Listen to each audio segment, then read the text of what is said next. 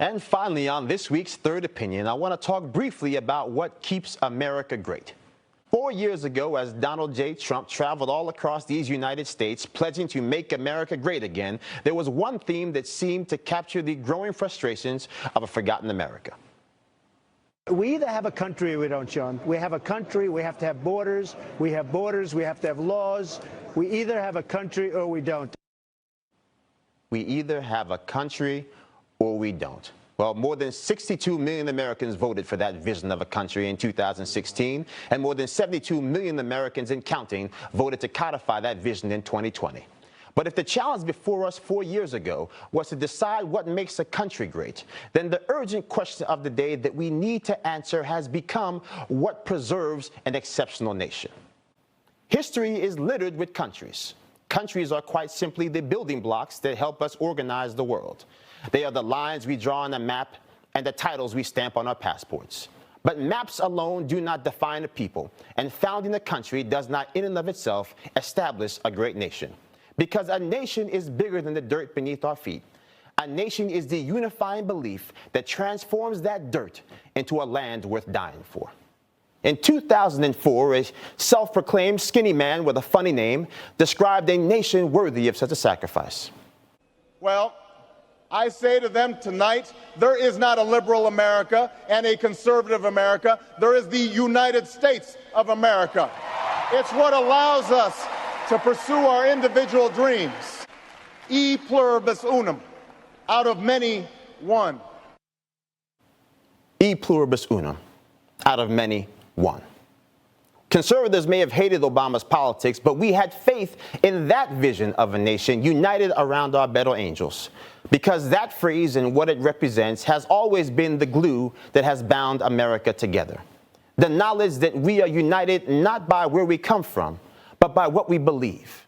The knowledge that there is truly more than unites us than divides us. And yet 12 years later, it appears that the architect of hope and change has lost his faith in many of you. In a recently released excerpt from his memoir, President Obama seemingly embraces the grim conclusion that Donald Trump was elected principally because of hate, writing, "For millions of Americans spooked by a black man in the White House, Trump promised an elixir for their racial anxieties."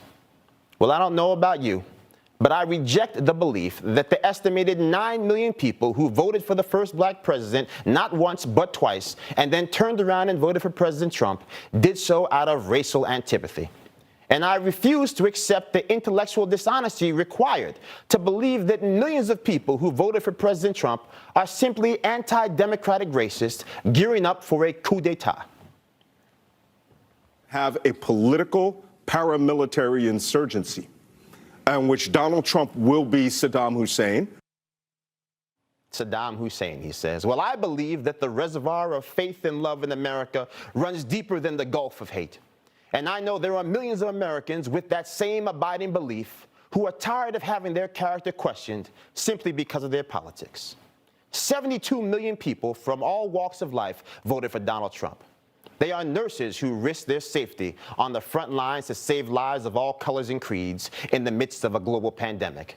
They are teachers who spend money out of their own pocket to buy school supplies when our districts fall short. They are the truckers who spend more time sleeping in a truck cab at a rest stop than they do in their own homes to ensure millions of Americans can get the food they need to eat and the PPE supplies they need to survive. They are families facing foreclosures because of lockdowns that have shattered their way of life. They are not bad people. They are Americans who exercise their constitutional right to choose. And they are deserving of respect, even if you disagree with their decision, because that is the level of grace that a healthy republic deserves. President George H.W. Bush once said that freedom and the power to choose should not be the privilege of wealth. They are the birthright of every American. Well, while our divisions may be sharper today than in the past, the need to protect our freedom of choice has never been more important. America, in its highest form, is the codification of our God-given right to exercise our political and religious beliefs without fear of repercussion. We cannot foster a nation where the only people who can contribute to a campaign are the people rich enough and powerful enough to never have to work again. We cannot abide a society so concerned about the rights of the common man that they would blacklist the average American for donating to a candidate they deem socially acceptable. We cannot accept a world that would greet those who answer the call to serve America by attempting to drum them out of American life.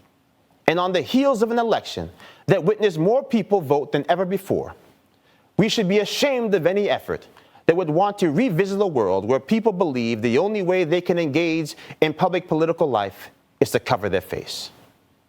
Sure, today it may be a Trump voter, but in 1984 it was a white farmer from Missouri who wanted to support a black candidate named Jesse Jackson. And tomorrow, it may be you. The dream of this nation persists because of a commitment to protecting the liberties of those who disagree with us indoors. Short of that, we're just lines on a map filled with the very same red states and blue states we once claimed didn't exist. Newsmax TV is now America's fastest growing cable news channel. We give you the real news you need. So subscribe to our YouTube channel and give us a thumbs up. If you like this video, share it with your friends. Newsmax TV streams live on YouTube for free. Newsmax TV, real news for real people.